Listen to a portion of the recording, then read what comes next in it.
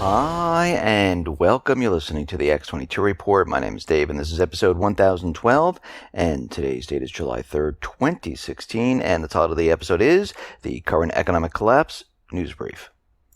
Now, before I get started, I just want to make an announcement. I uploaded an interview with Harley Schlanger. It is on the X22 Report Spotlight YouTube channel, or you can come over to the x22report.com site, scroll down a little bit, look over the right-hand side, you'll see the video there, or you can go to newssentinel.com, same thing, scroll down a little bit, look over to your right-hand side, and you'll see the video there, and you can play it. Let's get right into the economic collapse news. Now, we understand that the European nations, their economies, they're not doing well at all. And we understand there's a huge amount of unemployment.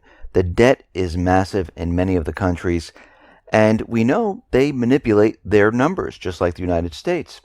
And what we're seeing in Spain is they have soaring youth unemployment. Close to 5 million people, they're out of work. And Spain is out there trying to use the excuse that, yes, we have many people out of work, but guess what?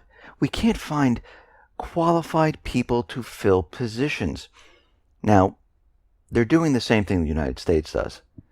And I remember when I worked in a company in Manhattan, we had job recs, we had open spaces, but coming down from the top, they told us, interview, but we cannot fill them right now. We want to keep these as open spaces. We report them as open spaces.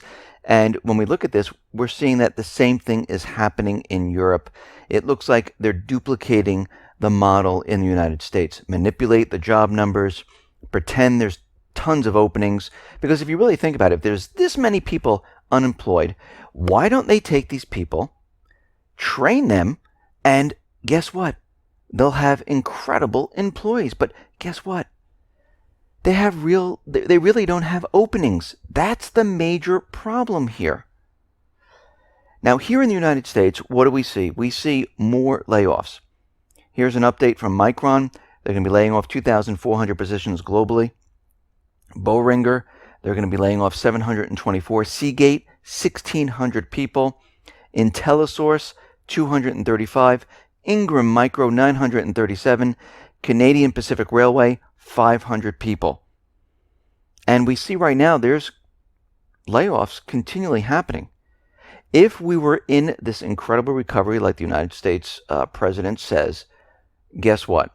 We would see businesses hiring right now. But what are we seeing? We're seeing many of them lay off employees. They're talking about auto sales. And I see it all over the corporate media. I see it coming out of the U.S. government, where they're telling us that auto sales are fantastic right now. Actually, they're in a downward trend. And we talked about channel stuffing. We talked about how they manipulate the sales, because every time the cars are received at dealers, those are considered sales. Not when they actually sell them to the people. But what we're seeing right now is domestic auto sales. They came in a bit weaker than they expected. The total numbers right now are out, and they are much worse than what they thought they were going to be. Bloomberg Econoday consensus, the total vehicle sales in June was 17.3 million, and the actual report, when you look at it, it's only 16.7 million sales. So when we look at the graph and we look at see what's happening here, we see we had a steady increase of sales starting back July 2012, moving all the way up until October of 2015. That's when it plateaued. It plateaued around 18 or so million sales, and now we are on a downward trend. June 2016, we dropped from 18 million down to 17. And in April of 2016, it looks like it came down to about 16.7 or so. And then between April and July, we had a little bit of a surge where the manufacturers produced a lot more cars. They tried to channel stuff a lot more of these cars into the lots, which are counted as sales. And that shot up to about 17 million, but it has dropped back down in July to the 16.7 million mark. So we can see we're on a downward trend. Yes, we had a little surge, a little dead cat bounce there, but the trend is down. We see the debt of the United States. Well, that is creeping up once again. It was holding steady for the last few months. Total government debt hit a record of $19.38 trillion on Thursday, up $98 billion from the day before. And we know right now the calculations are out.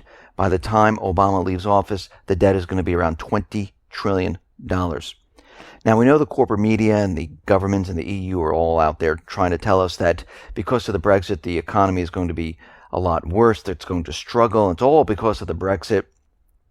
Well, we know this is not true.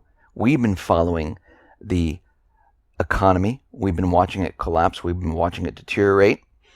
And we see that the CLSA, they also are saying that the economy, the way it is right now, has nothing to do with the Brexit. In a recent note, the CLSA wrote, the world trade growth had hit a new post-global financial crisis low long before the Brexit ever came about.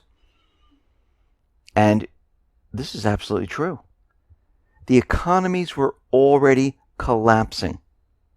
And in many respects, we can see that the economy, we have passed the recession point because a lot of the economic indicators are much, much worse than 2008.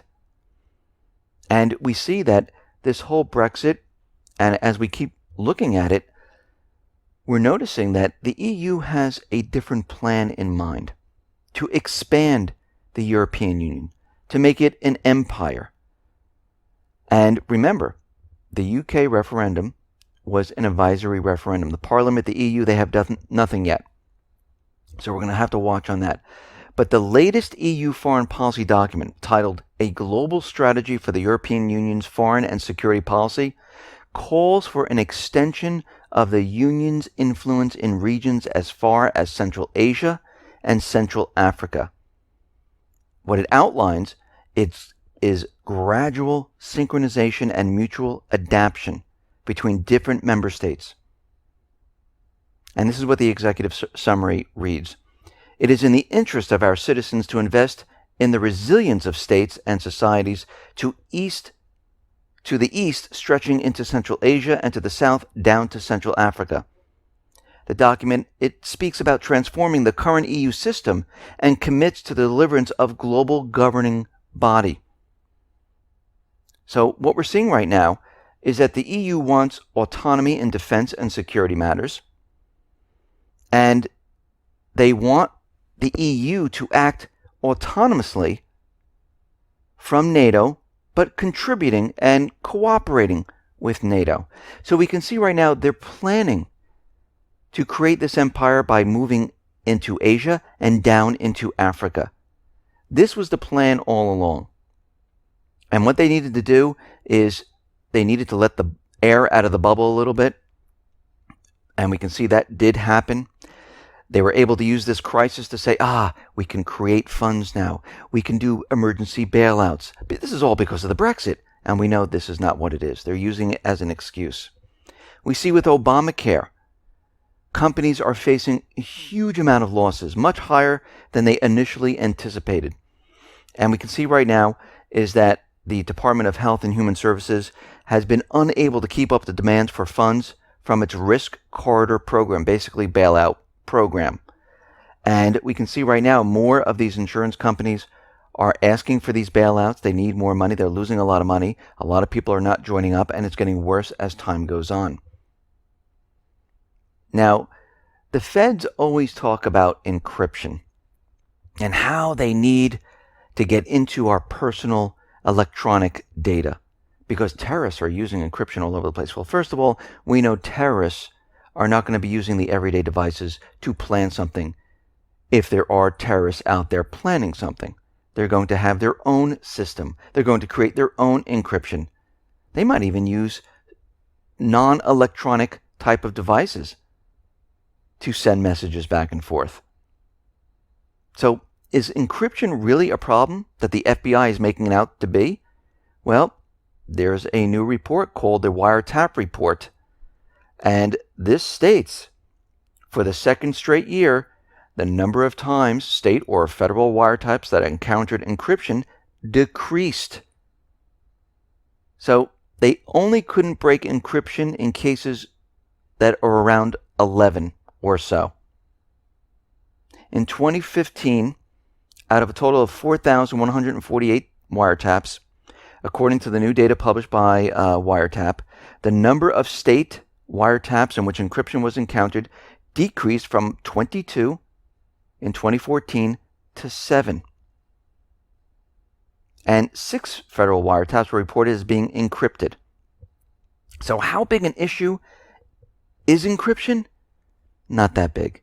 The only reason they were using it was to convince everyone to allow access to all their data. They want the information and they want an easy way to get it. They want backdoors. But remember, we need to continually use encryption. There's no reason they need to see our personal information. Just like you use a safe to keep your documents, just like you lock your house, you lock your car. Well, you need to lock up your data. Protect yourself. So wherever you can, use encryption for your email. You can block the signal from your cell phone by using a product called blockitpocket.com. These are sleeves interwoven with metal, which blocks the signal. You can also use them for your credit card. You can slip them in, and it blocks the signal from the chip, and it provides another layer of blocking what the government is trying to do: track, retrieve information from you, and everything else. Now, the French Parliament, they are in the middle of a vote to criminalize the denial of Armenian genocide. Now, this is very interesting because they're saying anyone that objects to the Armenian genocide, they can expect a $50,000 fine and a year in prison. How is this free speech, free thought, and freedom of expression if you're telling everyone, if you oppose what we say, we can throw you into jail and fine you? It's almost like back in the Dark Ages when you say the earth was round, guess what? You're going to be thrown into jail. If you said the earth wasn't the center of the universe, and if you said that the sun, didn't revolve around the earth revolves around the sun, guess what? You were thrown into jail. We're seeing the same exact thing once again. Now, we know why they're doing this. They're putting a lot of pressure on Erdogan, but they're also taking away freedom of expression, freedom of thought at the same exact time. And we know this is what the central bank wants in the end. They want full control of what everyone thinks, what everyone believes, what everyone does. In Ukraine is receiving a consignment of counter-battery radars from the United States, and they're preparing to deploy these cutting-edge radar equipment systems in the Donbass region. And they're going to get 14 pieces of this equipment. It is a lightweight AN-TPQ-49 and an AN-TPQ-36 counter-fire radars designed to detect and destroy artillery. They have an operating range of about 25 kilometers. And these radars will help detect possible attacks against Ukrainian army in Donbass region. Now, are they expecting something? Because we're seeing them move a lot of artillery to the front lines. They're getting these radar systems, and we know they've been getting trained, and they have lethal weapons from the United States and other nations. And it looks like Ukraine is definitely preparing for something. The U.S. has informed Russia that there are going to be 38 more foreign entities and individuals from 10 countries that are going to be sanctioned. Now, of course, this is the same time Obama is out there saying that, we have a proposal, we want to work with Russia, and on the other hand, they're placing more sanctions on Russia. Speaking out of two sides of his mouth here. Cyprus, on the other hand, along with Italy, they're saying enough is enough. We need to get rid of these Russian sanctions. And we see there's a draft resolution in Cyprus saying, something? Let's get rid of the sanctions. And it is not helping. Actually, it's hurting us. It's hurting Europe. And it's time that we reverse course here. So we're going to have to watch this situation very carefully to see how that goes. We see that the United States is releasing the drone death toll, and we know this number is not true whatsoever, because the White House is only going to reveal civilian casualties in countries that are technically not at war with the U.S., like Libya, Pakistan, Somalia, and Yemen. But we know they use proxy armies to fight a war in these countries. So those killed by U.S. drone strikes in Afghanistan, Iraq, and Syria, guess what? They're not going to be featured in the total. Now, Jennifer Gibson from the human rights organization Reprieve, well, they're saying that the number of civilians that are killed with these drones is around 4,000 people. And there are hundreds of children, but of course, the U.S. government is coming out with a number of around 100, 116 or so.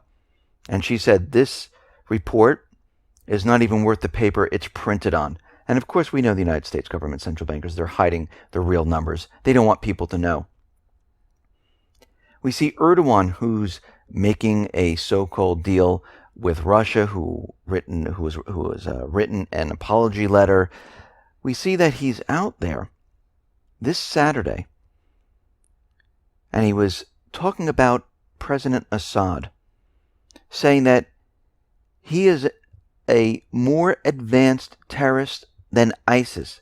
He is more of an advanced terrorist than the PYD or the YPG.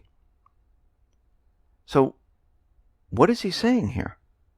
That Assad is a terrorist and he needs to be removed. Now, on the other hand, he's playing nice with Russia, saying that, yes, we would like to work with you, maybe we'll change course, maybe Assad can stay. And on the other hand, he's saying that Assad is a terrorist and it's much worse than any of the other groups. So we can see these government employees, these dictators, they talk out of two sides of their mouths here, and their actions really show us their true colors, not what they're saying. And we're going to see the actions of Erdogan. We're going to see the actions of Obama. We're going to see the actions of the coalition forces. That's the true measure of what's really going on. We see ISIS. They have received about 1,000 of the most recent versions of the Stinger missile. They were shipped through Jordan, and they were intended, allegedly, for the CIA-trained new Syrian army. And the new Syrian army, they can't do anything, and I think they're just created to say this is where the weapons are supposed to go, and then they ship them off to the proxy armies, because this is what we've been seeing in the past, and it is continuing. And we can see right now that ISIS used these missiles. They shot down a helicopter in Damascus. They executed the pilot. This was a Syrian Arab Army helicopter, and more of these weapons are pouring in to Syria, going to Al-Qaeda, al-Nusra, the Islamic State, and none of it's going to the moderate rebels, because this is an illusion. Their real proxy army are the terrorists. Now, Assad came out, and he said something very interesting, that the Western countries, they have a double standard, which we know, because he says there are certain individuals in the Western governments that are dealing directly with him through back channels. And then there's others who are out there publicly telling everyone that, he's a terrorist, that he's a dictator, that he can't be in power. And we can see right now that there are many things happening in Syria. We see there's the warmongers. We see the other side where, something, this is not a good situation. We need to get out of Syria. And we're seeing this clash right now between different government entities in the United States. Now, we see there was an explosion in Baghdad. ISIS took responsibility for this. The White House condemns the Baghdad explosion that killed many people, and the White House vows to destroy the Islamic State. Well, isn't this what they've been doing the whole time? Trying to destroy the Islamic State? Well, we know they haven't been doing this. We know they've been supporting this. So if we turn this around, they're using this to bring in more forces into Iraq, and we know the Islamic State only has about 10% of their territory, dropped from 40%, but the United States is going to use this to bring in more troops into Iraq, then filter them into Syria, because what they're really doing is they're bringing more and more troops in for whatever mission they have planned here. Now, Al-Qaeda leader, he is warning of gravest consequences if Tsarnaev is put to death for the Boston bombing. Now, we know this was a complete false flag. We know that he was set up as a patsy. And we can see right now that the Al-Qaeda leader is out there trying to convince the world that he's going to be attacking the United States. Now, this is just another step in the United States government central bankers' plan to let everyone know that Al-Qaeda, the Islamic State, or any other terrorist organization, they're about to attack the United States. And we know Al-Qaeda, Al-Nusra, the Islamic State, they're all proxy armies of the United States government. They fund them, they provide weapons, food, supplies.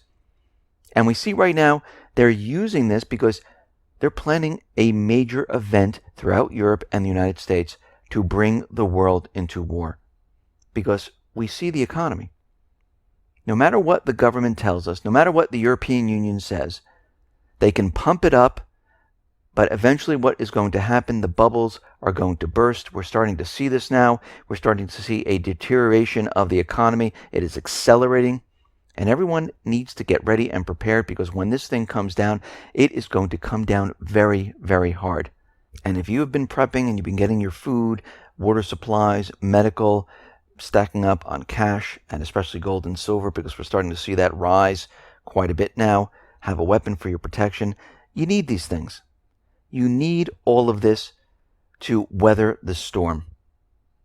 So if you're getting it from Costco, if you're getting it from the supermarket, if you're going to lifereliance.com, doesn't matter where you're getting it, continually get your supplies because you're going to need them. Look what's happening in Venezuela.